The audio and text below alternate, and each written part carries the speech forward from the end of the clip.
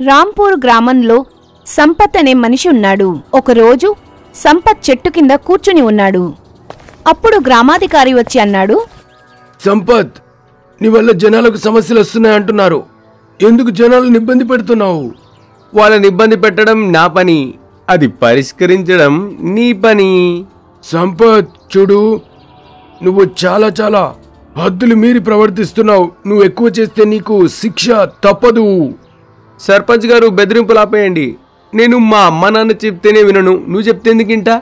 పో, నీ పని చూసుకో. సంపత్ మాటలతో గ్రామాధికారి కోపంగా, చూడు, నీ గురించి మహారాజాకు తప్పకుండా చెప్తా. సంపత్ గురించి ఫిర్యాదు చేయటానికి రాజు దగ్గరికి వచ్చాడు. మహారాజా, సంపత్ అనే ఒక వ్యక్తి జనాలను చాలా ఇబ్బంది పెడుతున్నాడు. ఏదైనా చేయండి మహారాజా. అసలు ఎవరి సంపత్? అతనేం చేస్తుంటాడు? సంపత్ ఒక జులాయి వెధవ. వెక్కిలి చేష్టలు చేస్తూ జనాలను ఆట పట్టిస్తాడు. ఎలా ఆట పట్టిస్తుంటాడు? అందరూ రాత్రి ఇంట్లో పడుకున్నప్పుడు దొంగ దొంగ అని అరిస్తే అందరం ఇంటికెళ్తాం. అక్కడ చూస్తే పగలబడి నవ్వుతుంటాడు. రాత్రిలో జనాల నిద్ర చెడగొడతాడు. ఇంకా చాలా ఇబ్బందులు పెడతాడు. మహామంత్రి, ఆ వ్యక్తిని ప్రవేశపెట్టండి. కాసేపు తరువాత సంపత్ని రాజుగారి దగ్గరికి తీసుకుని వెళ్తారు. నా రాజ్యంలో నీలాంటి వాళ్లకు చోటు లేదు. నువ్వు తక్షణమే ఈ రాజ్యాన్ని వదిలి వెళ్ళిపోవాలి. ఈ రాజ్యానికి మళ్ళీ తిరిగి రావద్దు. రాజుగారి మాటని కాదనలేక సంపత్ రాజ్యాన్ని విడిచి అడవి వైపు తన బాటను కొనసాగిస్తాడు. ఈ రాజు తనకు తాను ఏమనుకుంటున్నాడు? నేను పేదోన్ని, అందుకే నన్ను పంపించేశాడు. నేను ఒకవేళ ధనవంతునైతే పక్కనే కూర్చొని నా కాళ్ళు కడిగి నెత్తి మీద పోసుకుంటాడు. అప్పుడు సంపత్ ఒక బాబాని చూస్తాడు. ఈ సాధువుల దగ్గర దివ్య శక్తులుంటాయంటారు. ఇతన్ని సహాయం అడిగితే నా పంట పండినట్టే. ఒకసారి అడిగి చూస్తాను. అడిగితే తెలుస్తుంది ఏమవుతుందో. సంపత్ తన కోరికలు చెప్పడానికి బాబా దగ్గరికి వెళ్తాడు. ఓం నమః శివాయ, ఓం నమః శివాయ. జై భోలేనాథ్ బాబా, నేను మిమ్మల్ని ఒకటి అడగాలనుకుంటున్నా. నాకు తెలుసు నువ్వేం అడగాలనుకుంటున్నావో. బాబా, మీకు తెలుసంటున్నారు, నేను ధనవంతుని ఎలా అవ్వచ్చు? చూడు, ధనం సంపాదించడానికి కష్టపడి పని చేయాలి. కానీ నువ్వు కష్టం చేయడానికి సిద్ధంగా లేవనిపిస్తోంది. బాబా, మీకన్నీ తెలుసు, దయచేసి నాకు సహాయం చేయండి. నేను నీకు సహాయం చేస్తాను, కానీ నువ్వు నీ జ్ఞానాన్ని ఉపయోగించాలి. సంపత్కి చాలా తెలివితేటలున్నాయి బాబా, చెప్పండి ఏం చేయాలి? చూడు, నేను నీకు 3 భవిష్యవాణీలు చెప్తాను. వీటిని గనక నువ్వు సరిగ్గా ఉపయోగించితే నువ్వు ధనవంతుడివవుతావు. ఆ 3 భవిష్యవాణులు చెప్పండి, నేను చేసిస్తాను ఏం చేయాలో. బాబా సంపత్ని తీక్షణంగా చూస్తూ అన్నాడు, నువ్వు మొదటి భవిష్యవాణి విను. నువ్వే రాజ్యం నుంచైతే వచ్చావో ఆ రాజ్యంలో కరువు వస్తుంది. దీనివల్ల నేనెలా ధనవంతున్నవుతాను? నా 2వ భవిష్యవాణి విను. తరువాతి రాజ్యంలో బాగా వర్షాలు పడతాయి. దాంతో పంటలు పండి సుశ్యామలమవుతుంది నేల.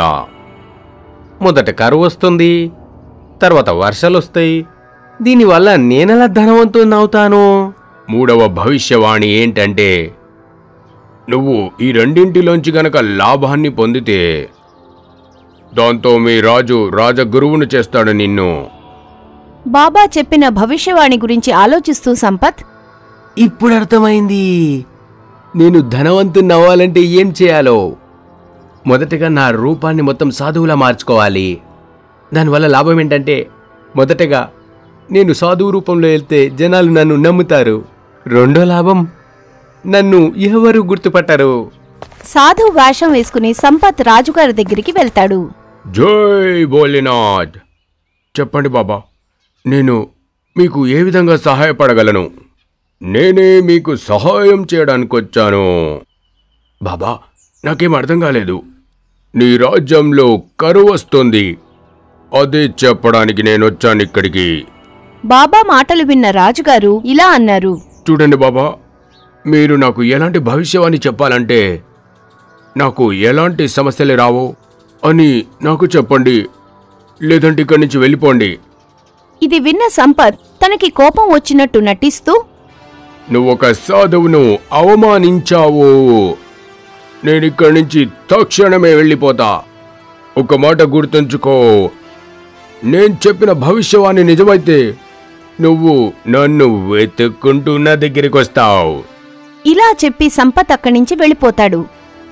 కొద్ది రోజులకి రాజ్యంలో కరువు ఏర్పడుతుంది. ప్రజలు ఆకలితో బాధపడుతున్నారు. రాజుగారు భయంగా మంత్రితోటి, మహామంత్రి, ఆ సాధు చెప్పిందే నిజమైంది. ఇప్పుడేం చేద్దాం? మహారాజా, మనం వెంటనే ఆ బాబాను వెతికి క్షమించమని అడగాలి. హా, అలా చేస్తే మనం ఈ సమస్య నుంచి గట్టెక్కుతాము. వెళ్ళండి, బాబాని వెతికి నా ముందు ప్రవేశపెట్టండి. సైనికులు బాబాని వెతుకుతూ ఉంటే సంపత్ ఒక చెట్టు కింద కూర్చుని కనిపిస్తాడు. గురూజీ, మహారాజా మిమ్మల్ని తీసుకురమ్మన్నాడు. ఇప్పుడు నా అవసరం పడినట్టుంది. పదండి. సంపత్ సైనికులతో బయలుదేరి రాజుగారి దగ్గరికి వెళ్తాడు. కాసేపట్లో రాజుగారి దగ్గరికి చేరుకుంటాడు సంపత్. భం భోలేనాథ్, చెప్పండి, నన్ను ఇక్కడికి ఎందుకు పిలిపించారో? బాబా, మీరు చెప్పినట్టుగానే మా రాజ్యంలో కరువు వచ్చింది. ప్రజలందరూ చాలా ఇబ్బందులు పడుతున్నారు. మీరే ఉపాయం చెప్పండి బాబా. చింతించకండి రాజా, ఈరోజు నేను ఇంకొక భవిష్యవాణి చెప్తాను. కొన్ని రోజుల్లో మళ్ళీ వర్షం పడుతోంది. నేలంతా సుశ్యామలమవుతుంది. మీ కష్టాలన్నీ తీరిపోతాయి. ఇది విన్న రాజుగారు సంతోషిస్తాడు. బాబా, మిమ్మల్ని నేనెక్కడికి వెళ్ళనివా? మీరు చెప్పినట్టుగా నిజమైతే గనక మిమ్మల్ని ఈ రాజ్యానికి రాజగురును చేస్తాను. సంపత్ దీని గురించే వేచి ఉన్నాడు. రాజ్యంలో చాలా ఆనందంగా ఉండసాగాడు. కొద్ది రోజుల్లో వాన పడుతుంది. ఎటు చూసినా పచ్చదనంతో నిండింది. రాజుగారు సంతోషంగా ఇలా అన్నారు. గురూజీ, మీరు చాలా అద్భుతాన్ని చేశారు. నేను మాటిచ్చినట్టుగా రాజగురువుగా నియమిస్తున్నాను మిమ్మల్ని. ఇది విని సంపత్ సంతోషిస్తాడు. మహామంత్రికి కోపం వస్తుంది. రాజుగారితో అంటాడు, క్షమించండి మహారాజా, మీరు ఆయన చెప్పింది నిజమైందని ఆయన్ను రాజగురువు చేయడం అనేది మంచిది కాదు. ఇది సబబు కాదు. ఎందుకు? మహారాజా, మన రాజ్యంలో ముందు నుంచే ఒక రాజగురువు ఉన్నారు కదా. ఒకవేళ మీరు ఈయన్ని రాజగురువు చేస్తే మరి మన రాజగురువుని ఎక్కడి పంపిస్తారు? ఇక ఇతని భవిష్యవాణి గురించి అనుకుంటే అది అంత శక్తివంతమైనదిగా నాకేం అనిపించడం లేదు. భవిష్యవాణి ఒక్కసారి కాదు, 2 సార్లు రుజువు అయ్యింది కదా. అవునా కాదా? అయినా కూడా ఒకసారి ఈ విషయాన్ని గురించి మళ్ళీ ఆలోచించండి రాజా. నా మాటే శాసనం. ఈ రోజు నుంచి ఈయనే మన రాజగురువు. రాజుగారు చెప్పింది విని మహామంత్రి రాజగురువు అక్కడ్నించి వెళ్ళిపోతారు. సంపత్ రాజగురువు కింద రాజ్యంలో సుఖమైన జీవితాన్ని ఆనందించసాగాడు. కొద్ది రోజులకి రాజుగారి కుమార్తెకి ఒంట్లో బాలేదు. రాజకుమారి రోగం అంతు చిక్కడం లేదు. అసలు ఇది నేను నేర్చుకున్న విద్యకు అతీతంగా ఉన్నది.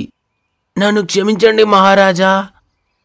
తన కుమార్తెకు నయం కాలేదని రాజుగారు బాధగా ఇలా అన్నారు. ఎక్కడ్నుంచో వైద్యుని తెచ్చినా కూడా నా కూతురు ఆరోగ్యం సన్నగిల్లలేదు.